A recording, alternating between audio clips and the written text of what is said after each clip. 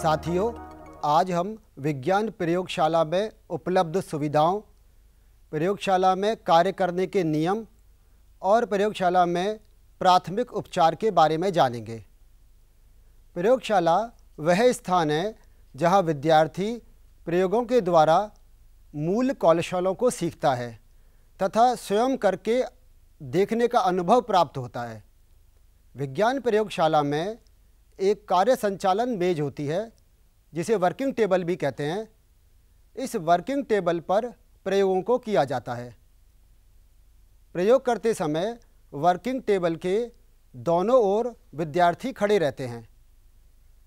Working table की आवश्यकता अनुसार शेल्फ लगी रहती हैं और उन शेल्फ में आवश्यक अभिकर्मक रखे रहते हैं।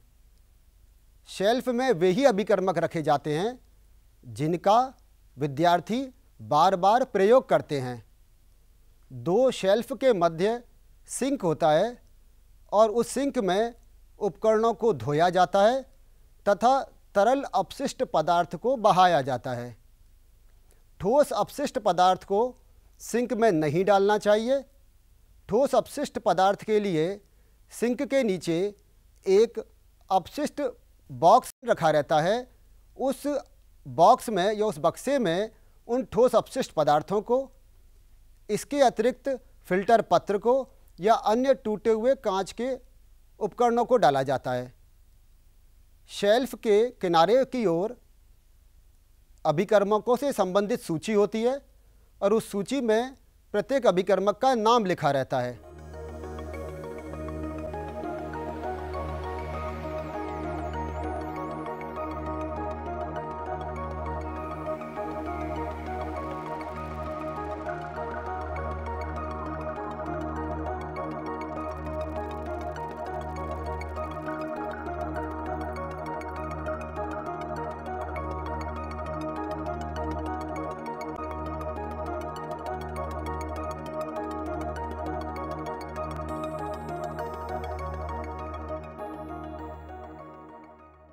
वर्किंग टेबल पर ही गर्म करने के लिए स्प्रिट लैंप अथवा बर्नर लगे रहते हैं जिनका संयोजन सिलेंडर से होता है।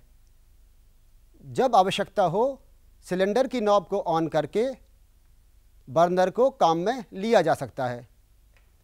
विद्युत संयोजन के लिए वर्किंग टेबल पर विद्युत स्विचेज लगे रहते हैं जिनका उपयोग किया जा सकता है। प्रयोगशाला में साइड की दीवारों पर शेल्फ बनी रहती हैं और उन शेल्फ में चौड़े मुंह की बोतल में ठोस केमिकल रखे जाते हैं। जितने भी ठोस रसायन हैं उनको चौड़े मुंह की बोतल में रखा जाता है तथा द्रव रसायनों के लिए अलग से एक शेल्फ होती है। ये द्रव रसायन छोटे मुंह की बोतल में रखे जाते हैं। प्रयोगशाला में अपशिष्ट गैसों को बाहर निकालने के लिए एग्जॉस्ट फैन रखा रहता है और उस एग्जॉस्ट फैन के जरिए जो निर्गमित गैसें हैं वे बाहर निकाल दी जाती हैं। प्रयोगशाला में कांच के उपकरण उचित स्थान पर रखे रहते हैं जिन्हें आवश्यकता अनुसार लिया जा सकता है। इन शेल्फ में अभिकर्मक और कांच उपकरण निश्चित अल्फ़ाबेटिकल ऑर्डर में लगे रहते हैं और उसकी सूची पास में लगी रहती है। जिस विद्यार्थी को जो रसायन चाहिए वह सूची में देखकर उस बोतल को ले सकता है। इसके अतिरिक्त प्रयोगशाला में एक भौतिक तोला होती है जिससे समय समय पर रसायनों को तोला जा सकता है। प्रयोगशाला में यदि सूक्ष्मदर्शी की आवश्यकता हो तो उसे खिड़की के किनारे रखा जाता है ताकि आसानी से देखा जा सके। प्रयोगशाला में आपात स्थिति में सिलेंडर रखा रहता है जो फायर एक्सटिंग्विशर कहलाता है और इससे आपात स्थिति में आग लगने पर आग बुझाई जा सकती है। प्रयोगशाला के पास एक भंडारण कक्ष होता है। इस भंडारण कक्ष में विभिन्न रसायनों को एवं कांच उपकरणों को रखा जाता है। भंडारण कक्ष में दो प्रकार की व्यवस्था की जाती है। अकार्बनिक अभिकर्मकों को एक पास तथा कार्बनिक अभिकर्मकों को एक पास रखा जाता है। इसके उपरांत इनका पुनः वर्गीकरण किया जाता है। अकार्बनिक अभिकर्मक ठोस को एक तरफ और द्रव को एक तरफ रखा जाता है। इसी प्रकार कार्बनिक अभिकर्मकों को भी ठोस और द्रव के आधार पर वर्गीकृत कर देते हैं। इनको पुनः अंग्रेजी वर्णमाला के क्रम में अर्थात अल्फ़ाबेटिकल ऑर्डर में ए से लेकर जेड तक जमाया जाता है। वह केमिकल या वह रसायन जिसका नाम ए से शुरू होता है उसको लेकर और अंत में जेड तक जाते हैं। इससे हमें रसायन को निकालने में और कार्य करने में सुविधा रहती है। इसके अतिरिक्त खरल, जिसको मोटर पिस्टल भी कहते हैं, अन्य उपकरण जो भी प्रयोगशाला में काम आ रहे हैं उन्हें सुविधाजनक स्थान पर रख दिया जाता है।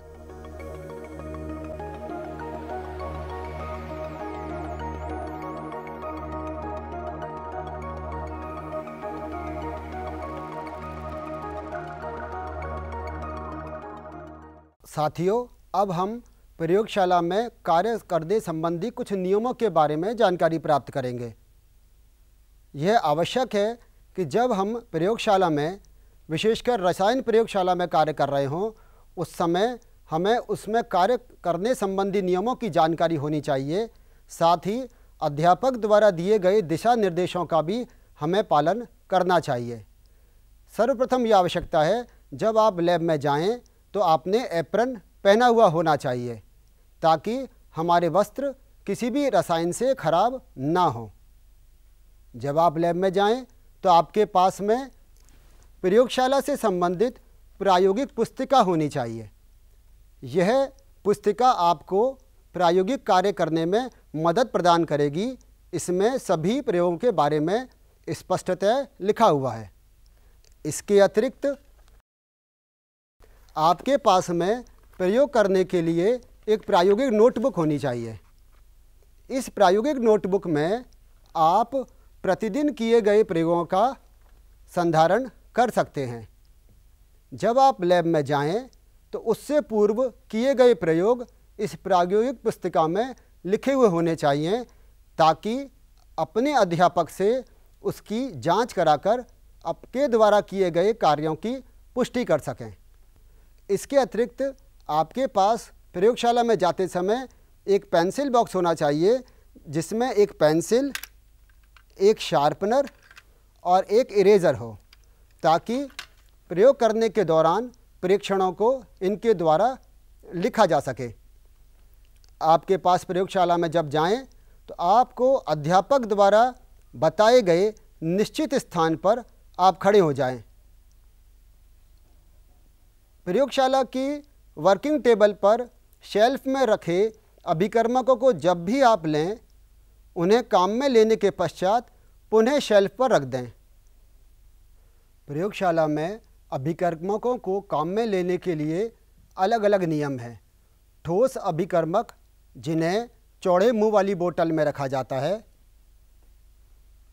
उसे काम में लेने के लिए हम स्पैचुला काम में लेते हैं। इस स्पैचुला के अग्रभाग से जितना अभिकर्मक आवश्यक है उसे निकालकर जिस कांच उपकरण में उसे लेना है ले लेते हैं। फिर पुनः इस अभिकर्मक का ढक्कन लगाकर और नियत स्थान पर इस बोतल को रख देते हैं। वहीं यदि हमें द्रव अभिकर्मक काम में लेना हो तो उसे ड्रॉपर की सहायता से लिया जाता है। मान लीजिए मुझे इस परखनली में यह द्रव अभिकर्मक लेना है, तो इस ड्रॉपर की सहायता से जितनी बूंदें आवश्यक हैं इस परखनी में ली जा सकती हैं।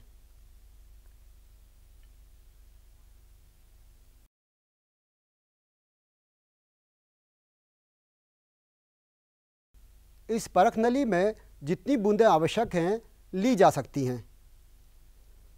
पुनः इस अभिकर्मक बोतल का ढक्कन बंद करके इसे नियत स्थान पर रख देते हैं।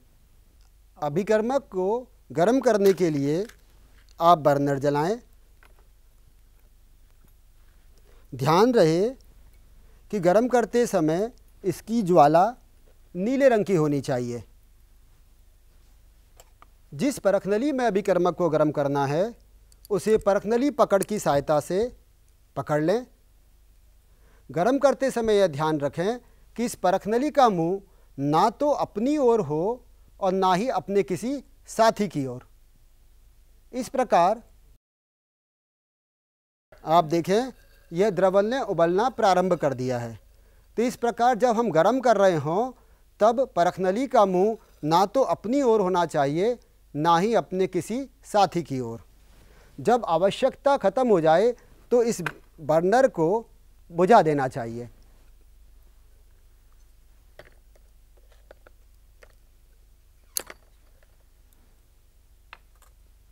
प्रयोग करने के उपरांत सभी कांच उपकरण जिन्हें काम में लिया गया है उन्हें धोकर नियत स्थान पर रख दें। जो शेल्फ आपने काम में ली है, जो वर्किंग टेबल आपने काम में ली है, यह पुनः उसी प्रकार व्यवस्थित कर दें जैसा लैब में आने से पूर्व थी।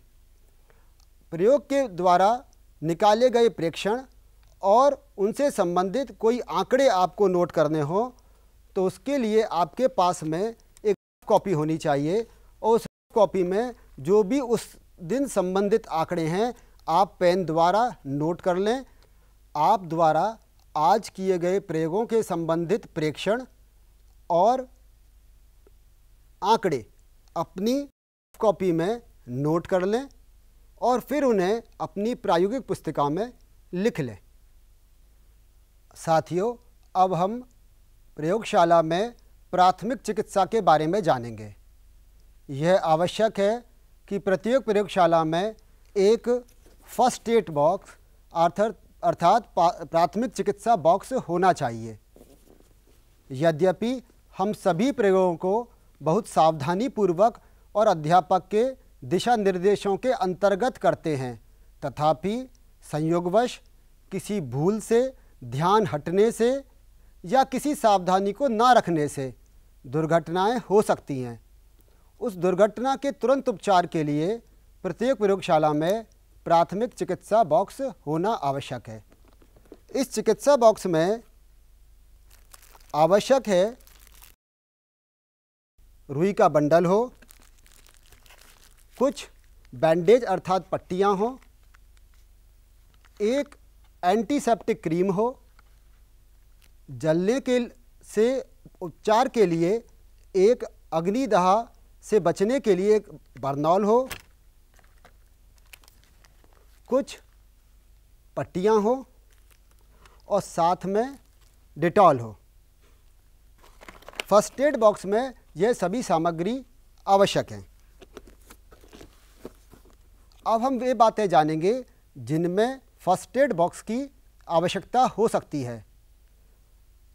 यह फर्स्ट एड बॉक्स किसी भी प्रकार के जलने के उपरांत काम में लिया जा सकता है। विद्यार्थी काम करते समय किसी गर्म जल से, भाप से, अम्ल से अथवा क्षार से उसकी त्वचा जल सकती है। यदि विद्यार्थी की त्वचा भाप से अथवा गर्म जल से जल जाए तो तुरंत उसे नल की तेज़ धार में सिंक में रखकर तेज पानी डालना चाहिए जब तक कि वह जलन कम ना हो जाए और उसे ठंडक मिले। उसके उपरांत साफ कपड़े से उसे पोंछकर एंटीसेप्टिक क्रीम लगा देनी चाहिए। यदि किसी विद्यार्थी की त्वचा अम्ल से जल जाती है तो पहले उसे नल की तेज़ धार से धोएं, फिर अम्ल की जलन समाप्त होने के उपरांत उसमें खाने का सोडा का अर्थात सोडियम हाइड्रोजन कार्बोनेट का एक गाढ़ा पेस्ट बनाकर लगा दें। कुछ समय पश्चात उसे पुनः पानी से धोकर साफ कपड़े से साफ कर लें और आवश्यकता होने पर निकट के चिकित्सालय में ले जाएं। इसी प्रकार यदि किसी विद्यार्थी की त्वचा क्षार के द्वारा जल जाती है तो उसे भी पहले नल की तेज़ धार से पानी से धोवें जब तक कि जलन समाप्त ना हो जाए। फिर सिरका यानी कि एसिटिक एसिड के तनु विलयन से उसको धोएं। कुछ समय पश्चात उसे नल की पुनः तेज़ धार से धोकर साफ कपड़े से पोंछ लें और आवश्यकता हो तो निकट के चिकित्सालय में ले जाएं। तो ये तो हुई जलने से संबंधित प्राथमिक उपचार की बात। अब बात करते हैं कि यदि कांच के उपकरण को काम में लेते समय भूलवश वह टूट जाता है और कहीं हाथ में लग जाता है, जिससे एक निशान कटका बन जाए और साथ में खून निकलने लगे, तो उसके लिए पहले चिमटी की सहायता से बड़े बड़े टुकड़ों को बाहर निकाल लें। जब कांच के बड़े टुकड़े निकल जाएं, तो हाथ को या वह स्थान जहां वह कांच लगा है उसको नल की तेज़ धार से धोएं, ताकि उस घाव में उपस्थित कांच के छोटे छोटे कण भी निकल जाएं। जब वो छोटे छोटे कण निकल जाएं, उसके उपरांत रुई में डिटॉल लेकर उस स्थान को दबाएं, ताकि रक्त के प्रवाह को रोका जा सके। उसके उपरांत उसमें एंटीसेप्टिक क्रीम लगावें और एक पट्टी बांधें जो फर्स्ट एड बॉक्स में उपलब्ध है। फिर आवश्यकता के अनुसार उसे निकट के चिकित्सालय में ले जाया जा सकता है। यदि किसी विद्यार्थी ने गैस का अंतः शोषण कर लिया है और वे गैस जो हानिकारक हैं, यद्यपि प्रयोगशाला में एग्जॉस्ट फैन हमेशा होना चाहिए, फिर भी यदि किसी विद्यार्थी ने गैस का अंतः शोषण कर लिया है तो उसे खुली हवा में ले जाएं, ताकि वह सांस आसानी से ले सके। एक और नियम मैं आपको सिखाना चाहूँगा। यदि किसी अभिकर्मक को हमें गैस की गंध का पता लगाना है, तो उसे हमें सीधे नहीं सूंघना चाहिए, बल्कि उसकी भाप को हाथ से पंखा झलते हुए अपनी तरफ लाना चाहिए। कभी भी परख नली से निकलने वाली गैस को सीधे ना सूंघें, बल्कि हाथ से झपक कर अपनी तरफ लाएं। यदि संयोगवश आँख में कोई अभिकर्मक चला जाता है, तो आँख को तुरंत ठंडे पानी से धोएं। ये ध्यान रहे, आँख को मसलना नहीं है और ठंडे पानी से आँख को धोने के उपरांत शीघ्र ही प्राथमिक चिकित्सालय ले जाएं और चिकित्सक से उसका उपचार कराएं। यदि दुर्घटनावश किसी विद्यार्थी के कपड़ों में आग लग जाती है, तो उसे फर्श पर लिटा दें और उसे गोल गोल लुढ़काते हुए आगे ले जाएं, ताकि आग को बुझाया जा सके। पानी की तेज़ धार से धोने के उपरांत उसे पुनः साफ कपड़े से पोंछ लें, फिर उस पर बर्नौल लगा दें और यदि आवश्यकता हो तो उसे निकट के चिकित्सालय में ले जाएं।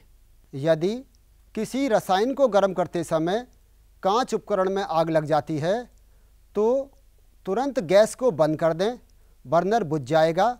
उसके उपरांत ठंडे पानी का गीला कपड़ा उस रसायन पर रखें और उसको बाहर की ओर ले जाएं, जिससे कि आग को फैलने से बचाया जा सके। यदि आग शॉर्ट सर्किट के कारण लग जाती है, तो तुरंत जाकर मेन स्विच ऑफ कर दें और उस आग को रेत भरी बाल्टियों से रेत डालकर बुझाएं, ना कि जल से। फर्स्ट एड बॉक्स में बैंडेड स्ट्रिप्स होती हैं, जिन्हें आवश्यकता अनुसार उपयोग में लाया जा सकता है।